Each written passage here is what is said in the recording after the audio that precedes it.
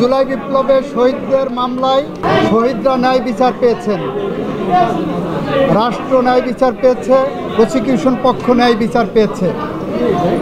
সেই ন্যায় বিচার প্রতিষ্ঠা করতে যে সেই ন্যায় বিচারের মানদণ্ড হলো এই মামলার দুইজন আসামিকে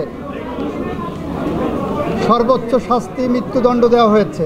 একজন আসামি যিনি রাজসাক্ষী হিসাবে নিজেকে আদালতের সামনে উপস্থাপন করেছেন, সার্বিক বিবেচনায় আদালত তাকে 5 বছরের কারাদণ্ড প্রদান করেছে।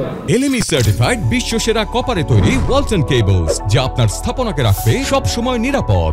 আমরা মনে করি শহীদদের প্রতি, দেশের প্রতি, এদেশের মানুষের প্রতি, গণতন্ত্রের প্রতি, সংবিধানের প্রতি, আইনের শাসনের প্রতি এবং আগামী প্রজন্মের প্রতি দায়বদ্ধতা পরিশোধের স্বার্থে এ রায় একটি যুগান্তকারী রায়। এই রায় প্রশান্তি আনবে, এ রায় ভবিষ্যতের জন্য একটি বার্তা। এ রায় বাংলাদেশে ন্যায় বিচার এবং আইনের শাসনের জন্য একটি মাইল ফলক হয়ে থাকবে। যে অভিযোগগুলো সাজা হয়েছে আপনারা শুনেছেন, দীর্ঘ আলোচনা হয়েছে। ওনার 5টা অভিযোগকে 3টা কাউন্টে এনে ওনারা সাজা দিয়েছেন। শেখ হাসিনাকে একটা কাউন্টে সুপিরিয়র কমান্ড রেসপন্সিবিলিটিতে যাবজ্জীবন জেল আনটিল ন্যাচারাল ডেথ দিয়েছেন, আর ডাইরেক্টলি যেটা নির্দেশনা দিয়েছেন সেখানে তাকে ডেথ পেনাল্টি দিয়েছেন। রাষ্ট্র আইনিভাবে যা যা করা সম্ভব সবটুকু করবে।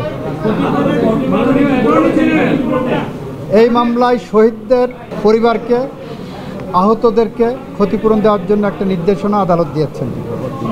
আওয়ামী লীগ নিষিদ্ধের প্রশ্নে এই মামলা বলেছেন, এই আদালত বলেছেন এই মামলার মধ্যে আওয়ামী লীগ নিষিদ্ধের ইস্যু ছিল না বলে ওই বিষয়ে ওনারা কোনো কমেন্ট করেননি।